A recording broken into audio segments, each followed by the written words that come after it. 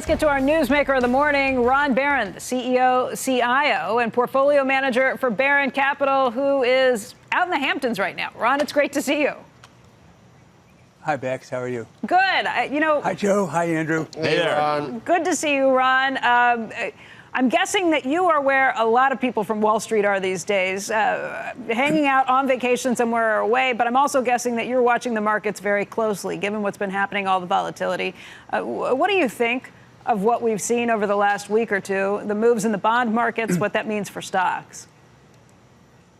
Well, not watching as carefully as you would think I would, as most people do. Just a background for my business for a moment is that, so we manage $30 billion, and we had $100 million under management in 1992, and we made $28 billion in profit since then.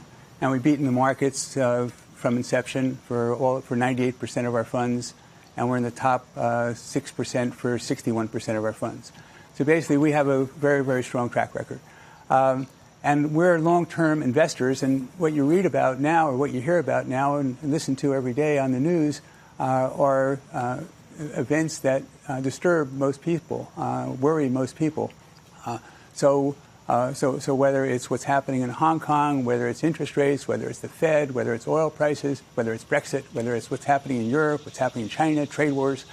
So everyone is worried about these events. I thought one thing was sort of interesting to me in the last couple of days, that the president has announced that he had an interest in purchasing Greenland. And what that reminded me of is that we bought the Louisiana Purchase, which was 1/3 of the country, for $13 million in 1807. That works out to 3 cents an acre. And then we had something that Seward's Folly bought Alaska, I think it was 1860s, and that was something like $17 million. And so the president is a real estate guy. And so he understands real estate values, obviously, and maybe he has this in his mind. But one thing that was really interesting to me about this is that Greenland is owned by Denmark. And one of my really good friends was the ambassador to Denmark for George W. Bush in the 1980s. His name is Stuart Bernstein. And I used to tease him all the time about, Stuart, congratulations on an amazing job you've done as ambassador. You've kept us out of war with Denmark. And so he would smile. But maybe we need Stuart to come back just in case things get a little rough. So my bottom line of it is that when you think about all the developments that are taking place and everyone is worried about them, it doesn't mean a lot in the long term. And what we think about is that the government. So one of the things that is amazing to me is that people are lending governments money with negative interest. $17 trillion is lent out, and people are going to get back less than they've paid, less than they've given. And when you think about that, the government, they're lending it to governments, and the governments have said, we are going to make your money worth less. So the governments are devaluing the currency against things, and you're giving them money that you're not going to get back for an extended period of time and not going to make any money on that, making less. And the reason that that's happening, I think, is incredible fear. And the reason you have so much fear is that 10 or 11 years ago, you've gone through this terrible financial crisis. And so people still remember. You've lost a generation of investors, just like you did after 73, 74, just like you did in the 1930s. So you lost a whole bunch of people that will never invest again. I was listening to Jeff Trout us out this morning, and he said that his daddy told him that what is really interesting, he should never worry about good things happen to companies that are really cheap, that stocks that are really cheap. Now, my parents, they never were able to invest in stocks, but if they had, they wouldn't have known what a growth stock was or a value stock was, but they would have said, if my dad learned about it, would have said, well, good things happen to growth stocks. We invest in growth stocks for the long term, and don't worry about all these things that everyone, that you read about or you hear on television every day. Ron, I appreciate that's what's given us this good performance. I appreciate your long-term view, but for investors who maybe don't have the same time frame as you, would you tell them that they would be foolish, or they were foolish, if they were selling last week in an 800-point decline for the Dow? Would you be telling them, stay the course, don't worry about everything that everyone's worried about all around you? I would be telling them that, and in fact, so my family and I are now. I had a negative net worth in 1970, and we're now the largest investors in our mutual funds. And I invest so even after that's the case, I still invest every single month. And in the first week of August, when the market was acting erratic and when it had fallen sharply, I tripled the investment that I make every month in the funds that month, that week rather. So basically, when I invest, month in, month out, every month, consistently, that's what advisors do. That's what advisors for individuals, financial advisors for individuals, they're getting paid for advising people how to manage their money, or manage money for them. And the average mutual fund probably makes 6 or 7% a year. The average investor in the funds makes 3 or 4%. The reason for that is they're always buying at the wrong time and selling at the wrong time. They buy high and sell low because they're emotional, because they read what is happening and they say, oh my God, this is going to be terrible. I should have my money in cash. And so that's the way they react. And a good financial advisor or good, brokerage firms where they have their models, their job, and they earn their salt by getting people not to sell when it's a bad time to sell and not to buy when it's a bad time to sell, but trying to do things consistently. I've spoken before on your show about what millennials should do. And millennials, I believe, somehow when they get to be 22 or 23 years old, if they get their parents or someone or somehow get their hands on $5,000 a year and invest $5,000 a year, what that's going to do for them, if all they do, they invest in a low-cost index fund. That's what they should do. Get a low-cost index fund, make 6, 7, 8% a year, and what happens at $5,000 a year, at the end of 10 years, it's $100,000. At the end of 20 years, it's $300,000 if you get historic rates of return. At the end of 30 years, that's 20 years. At the end of 30 years, it's $800,000. So you get to be almost a millionaire by investing $5,000 a year. That's what you have to do. You can't be afraid. But let me ask, you said that's if we get historic rates of return. And that is one of the big questions that's circulating right now. People are wondering if we can possibly get those same rates of returns when you're looking at negative interest rates, when you're looking at $17 trillion in sovereign funds that are negative interest rates. Do you think we can still expect to get 5, 6, 7% a year historically, like we have gotten historically? You're not going to get in fixed income, that's for sure. And what I believe is that when capital is very inexpensive, as it is right now, when you have this disruption that's taking place in Europe, in Japan, negative interest rates, you're not going to make money if you're getting negative interest, obviously. But I do think that, historically, that I think the growth is going to be faster going forward than it has been historically. That's number one. Faster. No one says that. And the reason for that is that you have technology that's making businesses more efficient and giving more opportunities. Knowledge for mankind is doubling faster than it ever has. Healthcare is getting better and better. Children born now, and 100 years from now, children born now will live to be 1/3 of them are going to be over 100 years old. The Facebook chairman is giving his money so that he will, cure the 600 diseases that present when you present to a hospital. There won't be them anymore. There'll be other diseases, I suppose. But the standard of living for the average person now, people talk about being left behind, but the standard of living for people right now is better than the wealthiest man in the United States or in the world 100 years ago. Mm-hmm. And that's going to get better and better and better. This is an amazing time to invest, an amazing time to be alive. Having said that, so I'm very optimistic. You're very optimistic, but in the notes you did say that growth is a little slower right now. That doesn't concern you? It's slow. On the short, no, it's all. The growth in the economy ebbs and flows, and so if you have hotels and they're a little softer right now than they had been, they're up 2 or 3% same stores instead of 3 or 4%, or China is having some kind of a significant slowdown in growth because of trade wars and tariffs.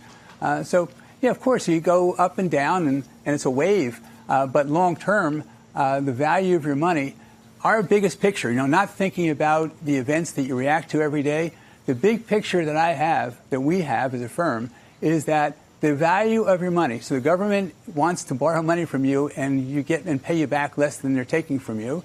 But the big picture is that in addition to that, they're sworn to devalue your currency.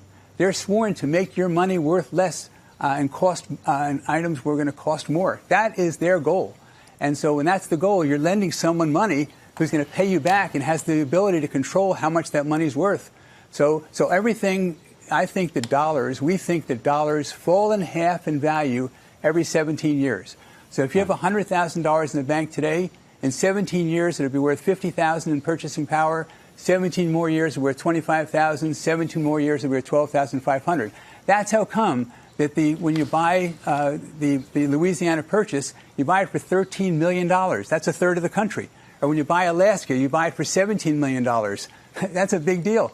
So what happens, we pay 3 cents an acre for Louisiana Purchase. That's not just because they made a good investment. It's because governments, for thousands of years, democracies for thousands of years, the reason they stay in power is that they get people to invest and create jobs and build a strong, vibrant middle class. That's their goal. So the way they do it is they make sure that you, who have been very successful in our country, are forced to take your money instead of putting it in a mattress and invest it. That's what their goal is to do. Now you have a chance for your investments to grow more rapidly than you ever have before. Look at all the things that are happening in the world.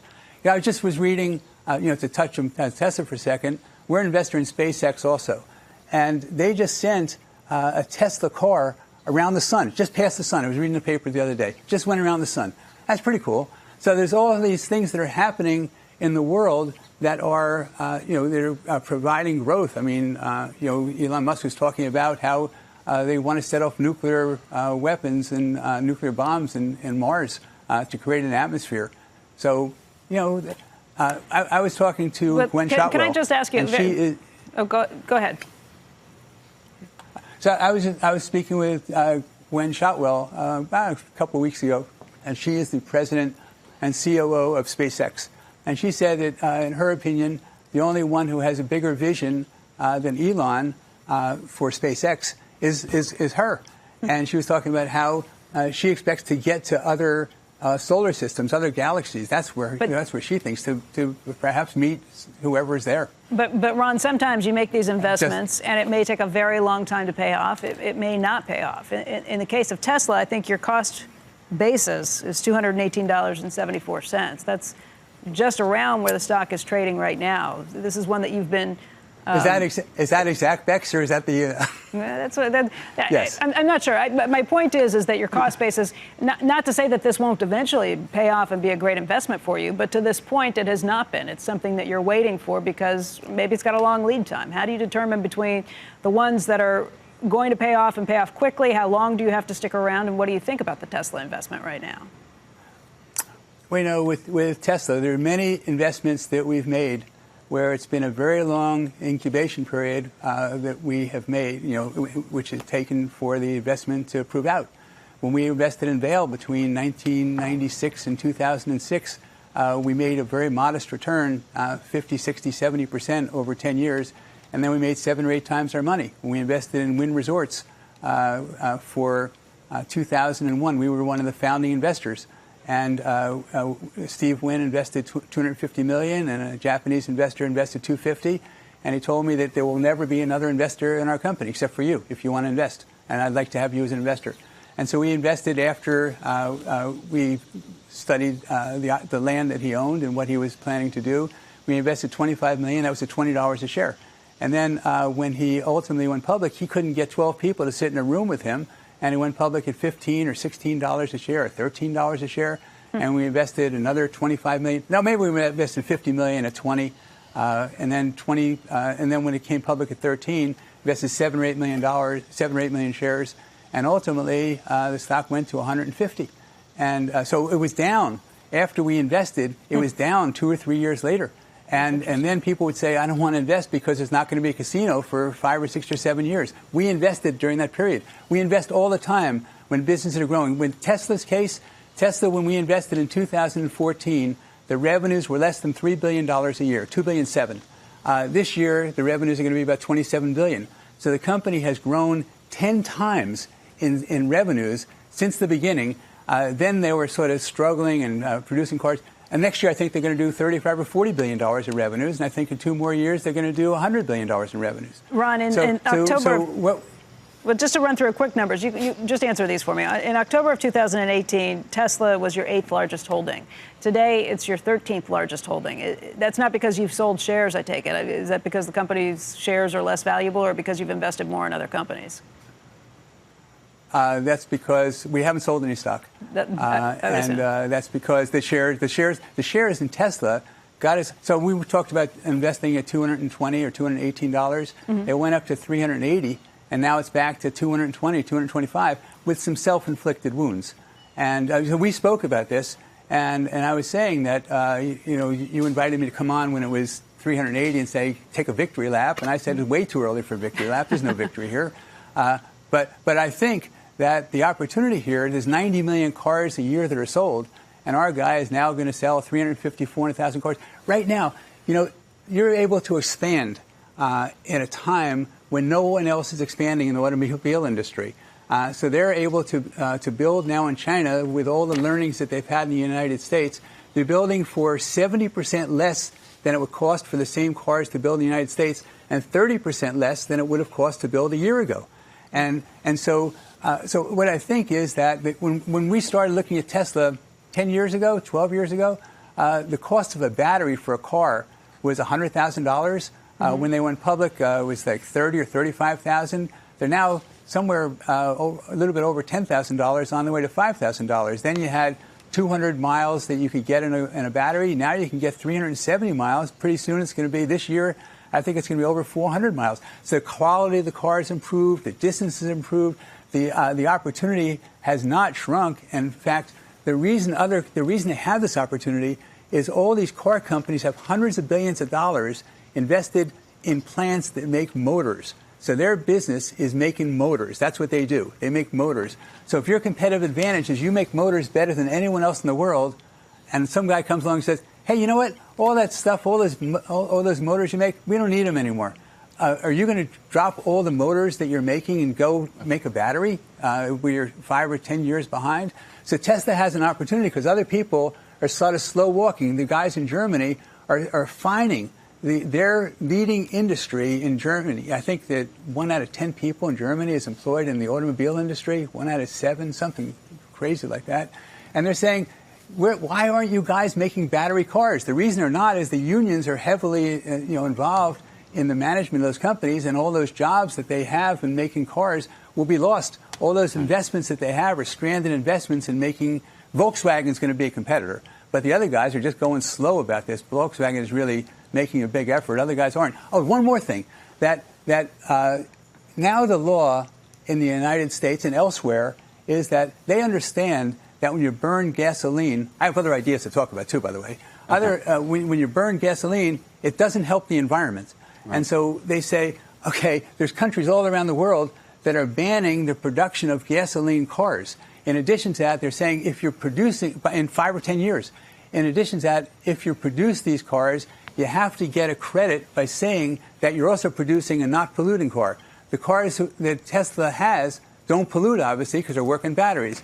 Tesla is now selling $800 million a year of credits, probably $1 billion this year coming up, of credits for giving their fleet to Fiat. Just for matching for free. They're getting $1 billion.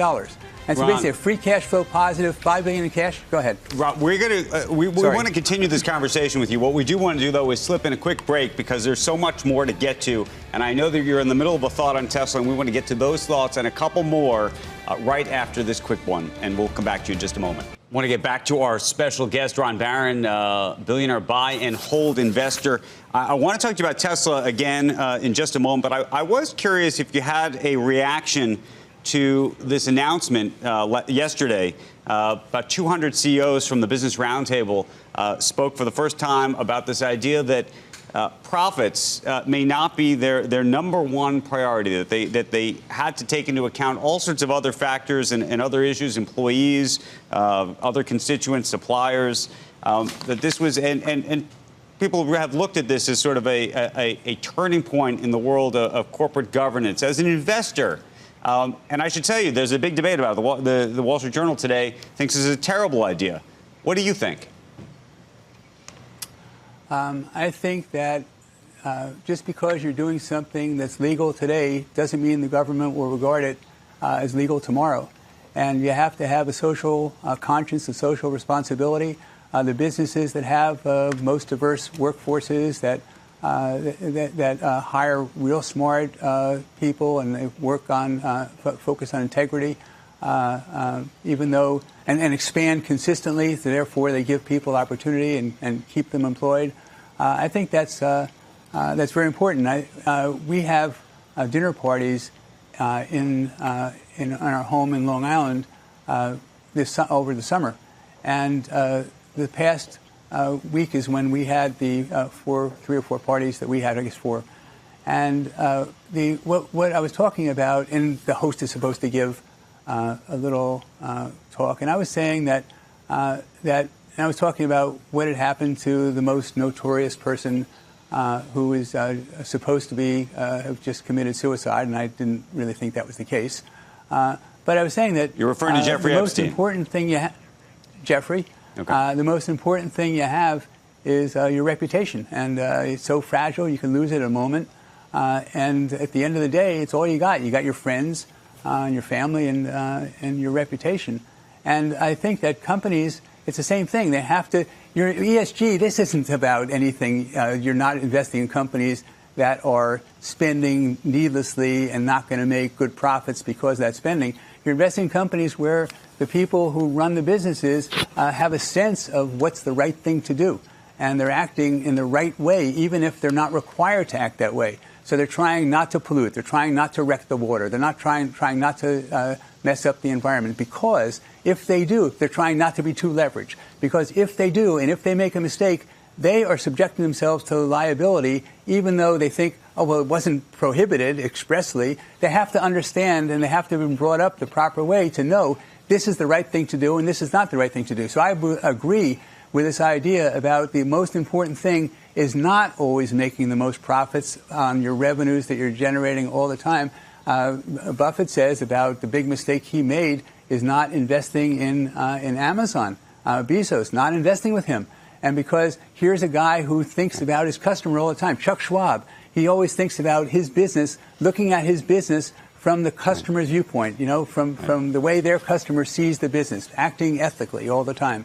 So I think that's very important. Hey, Ron, we want to thank you for your time. We could talk to you for hours, and we hope you'll come back on the set, and we'll have an opportunity to do that. In the meantime, enjoy the rest of summer, and we will talk to you very soon. Thank you for inviting me. Thank you.